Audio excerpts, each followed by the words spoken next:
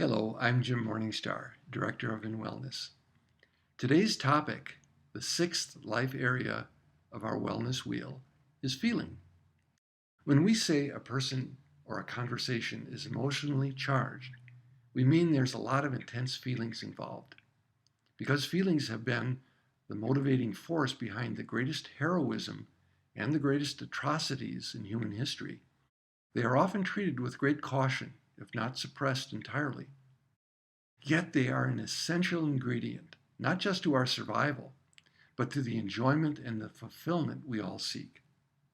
Here is the wellness wheel definition of feeling.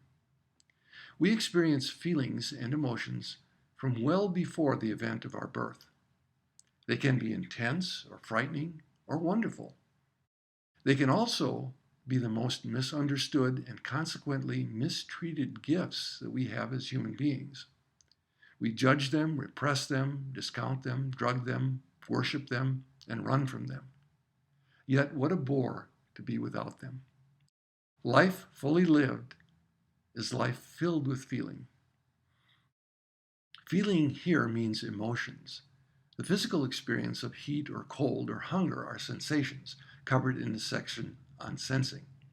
Feelings are not the same as thinking, even though we commonly hear them being interchanged. Actually, thinking and feeling are experienced in quite different areas of the brain. The limbic system, deep within the brain, is the source of emotions, while thoughts occur in the neocortex, or gray matter, which is the surface of the brain, and is rather recent in the development of evolution in mammals. For every new situation, we have feelings instantaneously. Even though we have learned to suppress them, this section is about becoming more aware of the marvelous gift of feelings.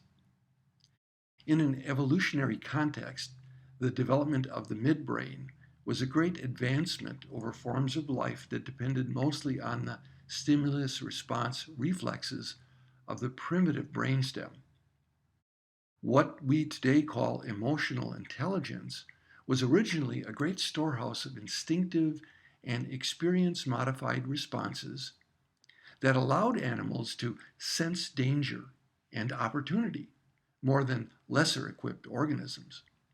These so-called animal instincts still influence a great part of our behavior. In humans, they are highly nuanced and give much of the color to the experience of life. Beyond survival, they add much to our sense of fulfillment and purpose. Psychologists and researchers have reduced the great plethora of feelings to four main categories: anger, sadness, gladness, and fear, or mad, sad, glad, scared. They all are forms of life energy with an attitude overriding them. From this perspective, feelings are neither good nor bad. They are evolutionary tools that we use more or less well. A further evolutionary development is our cerebral cortex, allowing us to impede the impulses of the emotional system. Again, a great development, but presenting the challenge of coordinating our feeling and our thinking systems. Anger is life energy with the attitude, I'm not getting what I want. As such, it functions to raise the energy output to help achieve the desired result. In the newborn, it is an inner attitude, not a cognitive thought process, which comes later, just as it is with all our emotions. On a minor level, I reach out to open a drawer and it sticks. So I increase my energy output and pull a bit harder to get it open. And many will say that's not anger, that's just determination. Precisely. The roots of anger are just this. How anger got a bad reputation and is seen as a negative emotion is that it has become associated with behaviors that result from so much suppressed life energy that it comes out in explosive ways such as vindictiveness, bullying, and other abusive behaviors, or indirectly as sarcasm and passive-aggressive behaviors, for example, being late, not keeping agreements, etc. If I neurotically hold back every natural impulse to get what I want, I become a pressure cooker ready to explode, or a dysfunctional system operating with my foot on the brake and the gas at the same time. This is depleting and eventually can lead to depression. Vindictive, bullying, or other abusive behaviors are not anger, but a misuse of the natural energies seeking satisfaction, which is ultimately some form of mutual harmony or homeostasis. People will argue vehemently. They are not angry, perhaps just a little frustrated, in order to disassociate from the negative associations with the concept of anger. So call it loving determination if you choose. But at its core, anger is that natural, organic response to not getting what you want and can be translated into anything from pulling a little harder on a drawer to an impassioned plea for a fundraising cause, to writing a letter of discontent to the editor of a newspaper.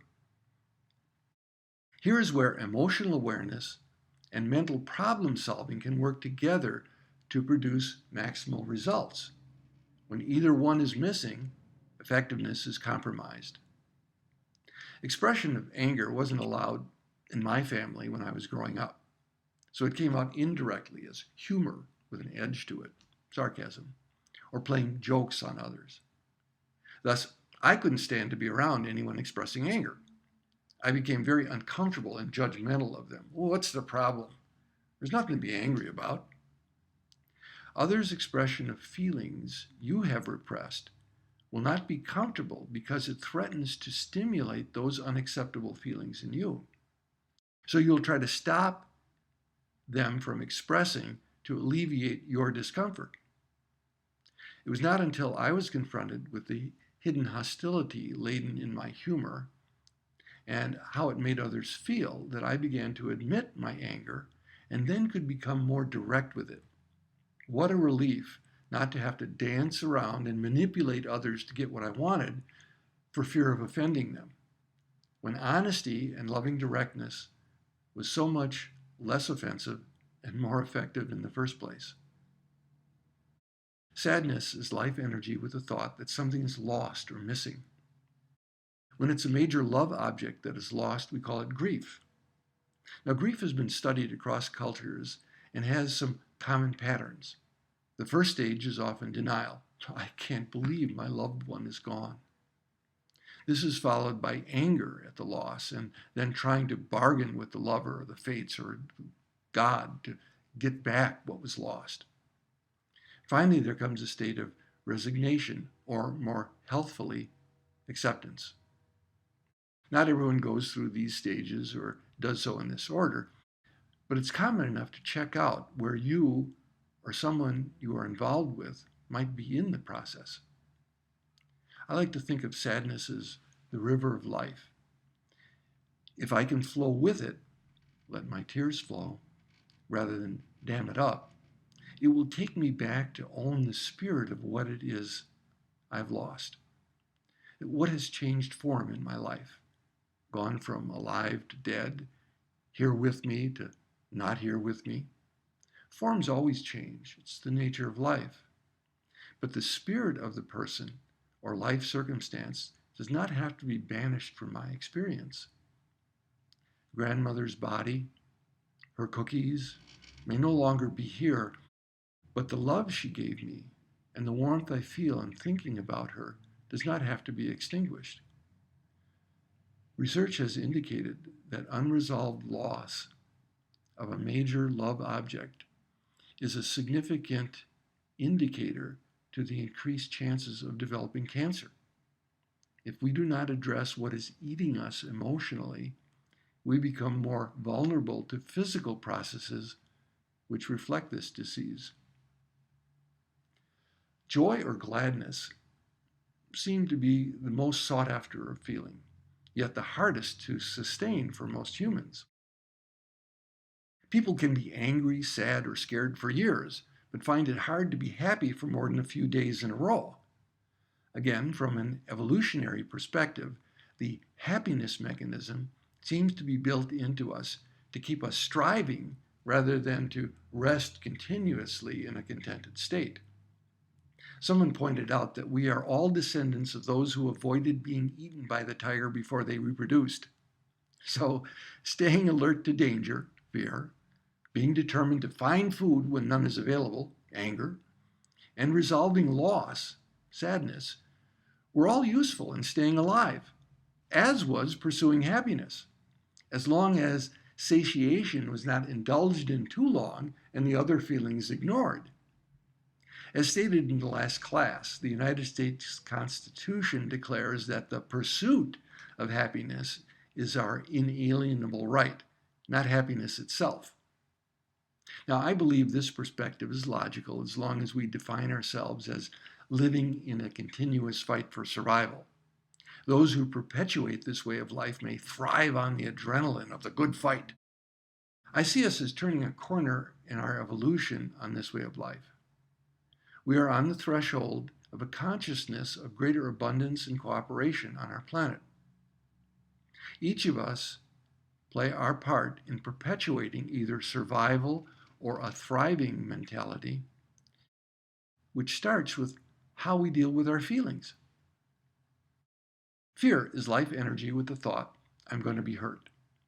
As such, when the sensations of fear arise, my organism goes on alert. Breathing is shallow, blood withdraws from the periphery. I take an orienting posture, ready for fight or flight. In short, I am tensed for action.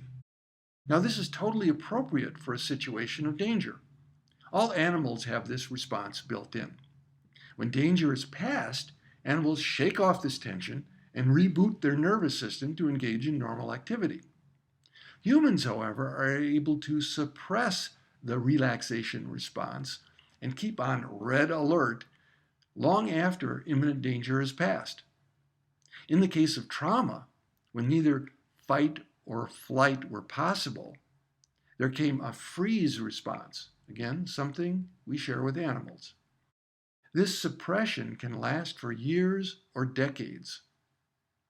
We're learning not only that chronic tension exists, but the debilitating effects it has on our body. Most of us have a low to medium grade of tension that takes its toll on us year after year.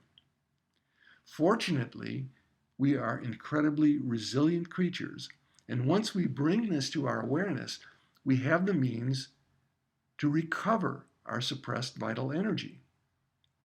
The line between fear and pleasurable excitement can be crossed over at any time. A child being tossed in the air and caught by her father may squeal with delight or recoil in fear, depending on her sense of safety. As we create increasing safety in our bodies, so is it reflected in our experience of the world. A parent can react to a frightened child with words of comfort, or with shame, or even punishment. Children adopt or interject parental responses and repeat them to themselves about their feelings. Much of our current self-talk is a reflection of how we were talked to in our childhood. Boys don't cry. Don't be silly, there's nothing to be afraid of. How dare you be angry? Don't get so excited, keep it down. Listen to how you talk to yourself about your feelings and see whose voice or attitude it reminds you of. Again, the good news is that it has been repeatedly demonstrated that we can learn new self-talk and take the stigma out of being a feeling person. The truth is that we're all feeling people in as much as we're human. We've learned to modulate our feelings, however, from day one of our life by how we were treated when we expressed ourselves, from crying to cooing. Most of us have learned to suppress from awareness a great portion of our feeling life. Mad, sad, glad, scared are actually going on in our limbic system to some degree continuously. If feelings were on a scale from 0 to plus 100 for what we consider positive feelings, and 0 to minus 100 for the so-called negative feelings, most people become aware of their affect when the intensity reaches plus or minus 80.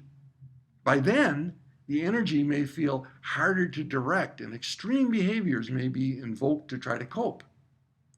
If we train ourselves to be aware of our emotional life before it reaches these red zones, we can become more resourceful in getting the message from the feelings and channeling the energy they carry into resourceful strategies. For example, asking someone to get off my toe before I'm ready to assault them. The key is awareness and acceptance of the emotions that are with us continuously. When we are able to get the benefit of our emotional intelligence to help make our lives more rich and effective, we will be putting far less energy into what it takes to suppress our defense budget and more into viable and mutually rewarding expression, domestic affairs. In general, women tend to have less suppression of their emotional life and report more feelings, both positive and negative, than men do. Everyone can, nonetheless, open their awareness to greater emotional sensitivity if willing. A worthwhile goal is to be able to respond as a healthy human with all of our feelings and a full range of expression. We then can be in control of our flow of feelings, much like surfers use water to take them for a ride and get them where they want to go, as opposed to a dam which tries to control through stopping the flow. Surfing takes practice and respect for the power of the wave. Damming takes continuous effort and is debilitating in the long run. In fact, the epidemic of anxiety and depression in our country is directly related to our common explanatory style of dealing with stressful feelings. People born in the second and third parts of the last century were 10 times more likely to suffer from depression than those born in the first third. When our self-talk about a stressful circumstance is self-blaming, expanded to include all our life circumstances, and is projected into the future without end, and we ruminate along these lines, we run a very high risk of depression. Research has proven that we can be taught to challenge this self-talk in which we tell ourselves that negative circumstances are personal, pervasive, and permanent. Our feelings then become useful warning signs rather than precursors to gloom, and as such, feelings can actually be cultivated and welcomed as caring friends.